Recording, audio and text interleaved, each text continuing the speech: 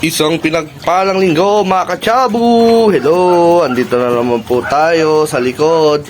Pinapakain po natin ngayon si Pepaso dahil 101 days na po siya sa gestating period.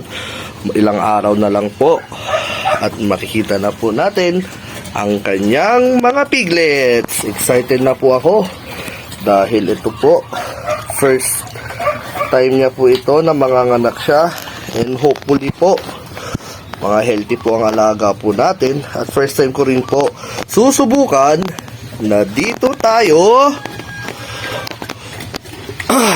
mismo sa kulungan na ito. Diyan po. Dito po natin sila paanakin. Inaano ko na lang po. Ganyan na lang po siya. Ipaplasta ko na lang po ito. Para po siguro hindi na tayo mahirapan, and hopefully hindi niya rin maapakan yung mga magiging anak niya kasi maluwang nga yung lugar. Gusto ko rin makita or itry kung paano ang adaptation ng isang baboy sa ganitong lugar. Sinasabi nga nila, ito yung talagang parang style ng buhay nila sa outside, sa wild. So excited na ako guys. Pinakain ko na pala sila ng gestating feeds. Kaka-start lang po. Patapos na pala, I mean lactating po. Kakabili ko lang po kanina lang lactating. Nilagyan ko lang po siya ng konti. And then gradually lang po. And then bukas po ulit yung remaining na ng gestating. And then pure gestating na po. So nakaka-excite po mga kachabu. Ito po. Bali ang tansya ko po na panganak nito ay first week po.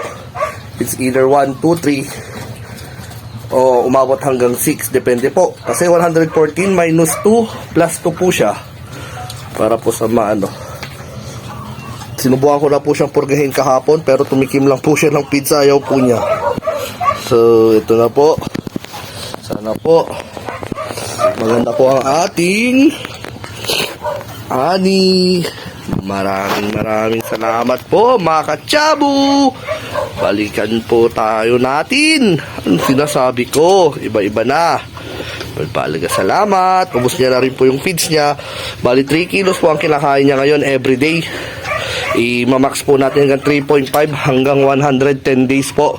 And then 110 days to 114. Palilitin na lang po natin. Ida-down na po natin hanggang isang kilo na lang po per day. Ito po, thank you po. Maraming salamat. Bye-bye!